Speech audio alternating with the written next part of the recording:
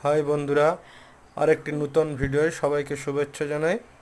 দেখুন কত সুন্দর অটোমেটিক তুলো তৈরির মেশিন।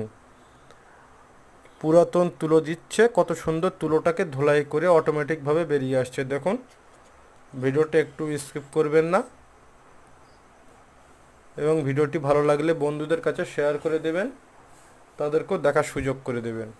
দেখুন কাপড় দিয়েও কত সুন্দর তুলো।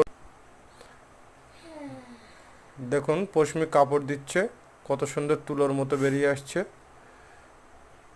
যে তুলোগুলো দিয়ে বালাপোস্ট তৈরি হচ্ছে,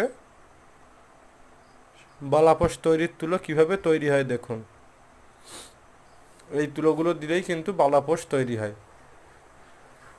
ভিডিওটি ভালো লাগলে লাইক কমেন্ট শেয়ার করুন।